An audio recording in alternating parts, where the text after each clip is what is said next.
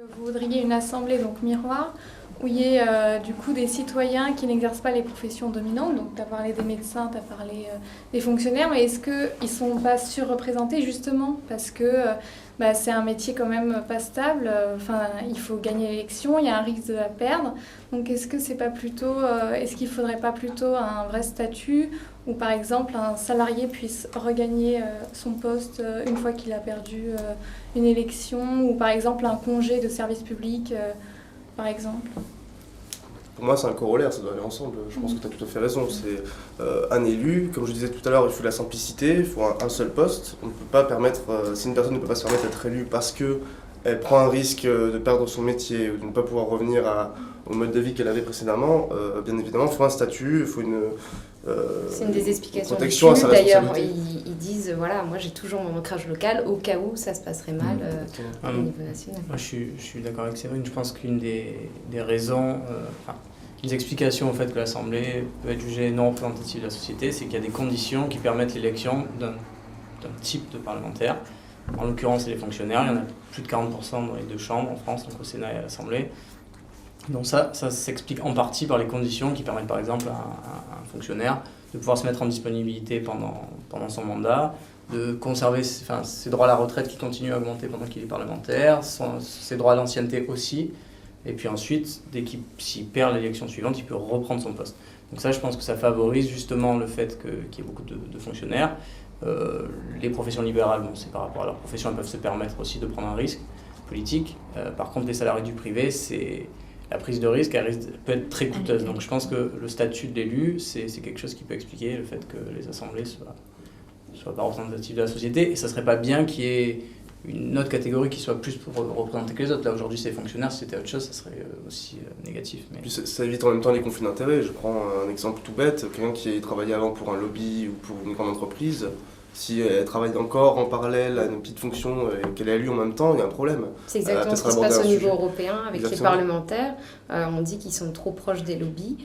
Souvent, c'est des personnes qui cherchent à l'après-mandat eurodéputé. Qu'est-ce qu'on va faire ?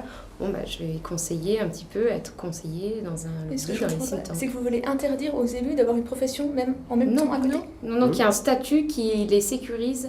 Mais il y aura toujours conflit d'intérêt alors, s'ils ont une profession à côté ? Non, justement, qu'il n'y ait pas de fonction, que justement, qu'ils lâchent leur profession précédente. Mais ils sont obligés de lâcher leur profession. Ouais, mais qu'ils aient une protection et... pour après le mandat. Par exemple, un revenu garanti. Convaincue. Non, à mon avis, c'est pas du tout contradictoire. On peut tout à fait continuer à avoir un métier à côté.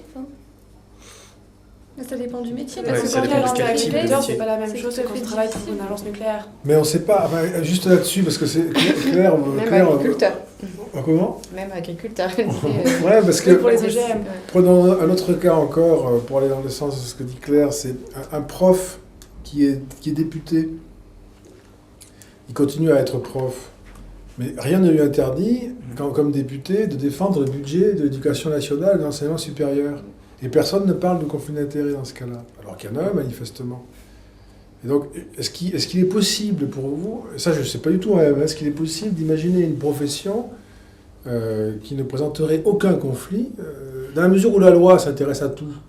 Il n'y a pas de profession en dehors des intérêts du législateur. Et donc, je me demande s'il n'est pas nécessaire ou bien d'interdire aux parlementaires de travailler, ou bien de considérer qu'il faut réguler les relations entre leur activité professionnelle et leur activité de législateur, y compris d'ailleurs pour le prof, ce qui n'est pas le cas aujourd'hui, dont je prenais l'exemple, qui est parlementaire et qui par ailleurs il peut être rapporteur du budget de l'éducation nationale. Enfin, c'est tout à fait étonnant.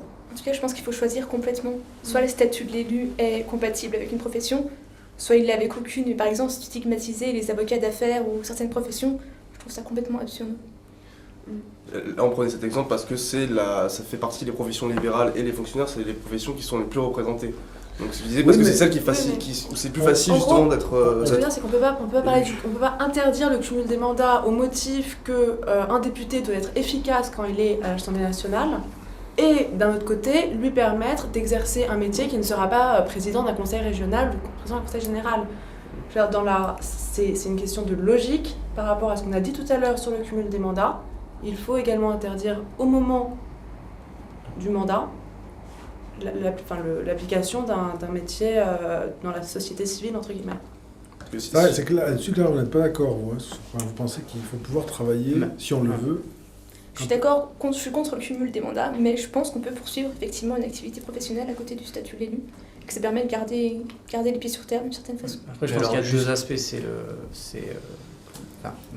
Faire modifier la loi pour que les institutions fonctionnent mieux, et aussi pour que le renouvellement se fasse mieux. Et dans le cadre des fonctionnaires, par exemple, je pense que ça sclérose le renouvellement de l'Assemblée, parce que c'est plus facile d'être élu si tu es fonctionnaire ou en profession libérale. Je pense que c'est aussi l'aspect, tu vois, renouvellement, pas forcément meilleur fonctionnement. Je pense que modifier ça pourrait permettre d'avoir d'autres profils à l'Assemblée. Par exemple, la FONAPOL propose, c'est une fois que tu es parlementaire, tu puisses ensuite travailler dans l'administration, par exemple. Ça permettra à des salariés du privé de prendre le risque d'être élus en se disant, bon, même si je perds l'élection suivante, je pourrais avoir un emploi. Tu vois, c'est l'aspect aussi renouvellement, je pense. Il y a les deux. Je pense que sur le cumul des mandats, c'est la même question.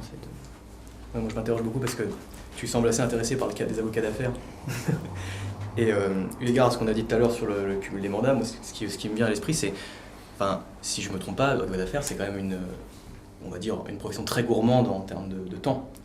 Et donc, en effet, je suis d'accord avec Hélène, c'est une question de logique. C'est-à-dire que si d'un côté, tu interdis aux élus de cumuler pour des prétextes de temps, de choses comme ça, comment tu justifies, là c'est un cas très particulier, celui des avocats d'affaires, mais comment tu pourrais justifier, toi, cet argument ? C'est vrai que c'est consommateur de temps, mais je pense que si on reprend le cas de l'agriculteur, c'est aussi consommateur de temps. Là, on s'est concentré sur un cas particulier, mais de toute façon, moi, j'avoue être favorable à un non-cumul plus un mandat parlementaire exclusif, c'est-à-dire de l'autre côté. Déjà, il peut choisir ses affaires, il peut prendre que quelques affaires quand il a le temps, mais en tout cas, interdire d'effectuer une profession, je trouve ça liberticide. Non, parce que c'est quand même aussi, l'interdire, c'est aussi gage de sérieux de la fonction. C'est-à-dire que c'est pas une fonction qui s'exerce pas en plus à côté, c'est pas un hobby, c'est pas un passe-temps, c'est l'intérêt de la nation. Les parlementaires, ils lisent pas assez le dossier, je pense. C'est pas assez préparé. On disait que la loi Dopi, il n'y avait pas assez de personnes qui étaient dans l'hémicycle. Est-ce que... Il y a plein de professions, il y en a plusieurs du moins, qui, en dehors de la politique, si tu veux cumuler avec un autre travail, tu es obligé de demander une autorisation. Donc il y a d'autres professions, il me semble, alors je ne vais pas dire de bêtises, mais quand tu es professeur d'université, tu dois demander une autorisation à ton doyen pour effectuer d'autres heures dans d'autres universités. C'est pas forcément accepté. Quand je crois que tu es dans la police aussi. Donc la limitation à un travail n'est pas limitée, parce que tu prenais l'aspect liberticide. C'est quelque chose qui se fait aussi dans d'autres domaines et pas forcément que dans la politique. Mais comme tu dis, on peut demander une autorisation. Elle n'est pas donnée d'office, il faut pouvoir justifier aussi. Je suis d'accord, justifier, ouais, mais pas interdire de façon absolue. Il y a un côté dévouement à la nation aussi, je veux dire. Pour moi, c'est l'intérêt général. C'est comme un soldat qui part défendre la nation. Pour moi, c'est la même chose. Et au final, tu décides d'être député, tu sais très bien, c'est un choix. Tu décides de défendre l'intérêt général, donc il n'y a que ça. Alors bien sûr, il y a le conflit d'intérêts, comme vous disiez, oui, finalement dans l'absolu on ne peut pas l'éliminer. On peut le réguler, mais on ne peut pas l'éliminer. Ça peut se réguler beaucoup. On peut le réguler au moins. Mais juste garder votre idée claire, c'était par rapport à l'échange que vous avez eu à l'instant. Quand on réfléchit à ça, en fait, il faut ajouter les éléments qu'on met sur la table les uns après les autres.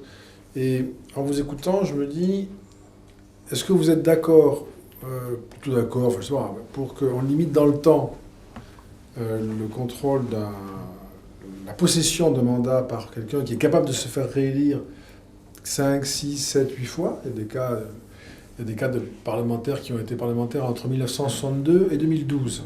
C'est une appropriation quasiment. Hein. Mais la personne ne fait pas un coup d'État, elle arrive à se faire élire. Elle a un avantage énorme parce qu'elle est sortante, elle traite une clientèle. Bon. Donc à la Fondapol, on propose 3 mandats maximum. Après, il faut arrêter. On fait autre chose, même dans la politique, mais on arrête d'être député. Mais si on dit ça, à supposer que vous soyez d'accord avec ça, ça veut dire que la personne qui va rentrer dans la carrière politique, elle sait que dans 15 ans ou plus tard, elle sera en situation d'instabilité. Et donc, si en plus on lui demande de ne pas avoir de métier, ça veut dire, je deviens quoi dans 15 ans? Parce que c'est des questions qu'il faut se poser aussi. À la rigueur, on peut peut-être établir une pension qui amortisse le temps de rebondir, en fait. Non, mais il est vrai que ça peut être les 15 années. Je sais pas, si tu prends un député qui commence à 35 ans, qui se retrouve à 50 ans sur le marché du travail, en ce moment, On courage. rebondira peu. Mais surtout qu'il n'est pas obligé de les faire d'affilée en plus. Mais c'est pas vous qui aviez proposé justement qu'il y a un statut de l'élu qui leur permette de rentrer dans la fonction publique? C'est- Non, c'est une sorte d'amortissement, ça, parce Oui. qu'ils ont appris à gérer les politiques C'est- publiques. Pourquoi est-ce qu'ils le feraient pas dans une Mais il a peut-être instance envie de retrouver son métier d'origine. Ça, c'est sûr. Voilà. Il ne peut pas forcément rester dans le monde public. Voilà. Et que ce soit une possibilité, moi, il me semble que ce serait bien que ce soit une possibilité pour ceux qui le souhaitent, celles et ceux qui le souhaitent. Après 3 mandats, après tout, de député, on peut faire un fonctionnaire très, très honorable, puisque on a été élu 3 fois, c'est pas mal. Et puis on a eu l'expérience quand même de l'intérêt général. Enfin, il y a plein de... Ça vaut bien la réussite à un concours quand même, hein, comme critère de compétence ou de vocation. Mais c'est vrai que d'autres peuvent ne pas le souhaiter. Et puis on ne sait pas trop quelle est la population qu'il faut prendre en considération, parce que si on parle des parlementaires, il y en a 1000. D'ailleurs, c'est une des questions, est-ce qu'ils sont trop nombreux? Il y en a 1000 entre les parlementaires, en gros les députés et les sénateurs. Mais il y a aussi les 2000 conseillers départementaux, les 2000 conseillers régionaux.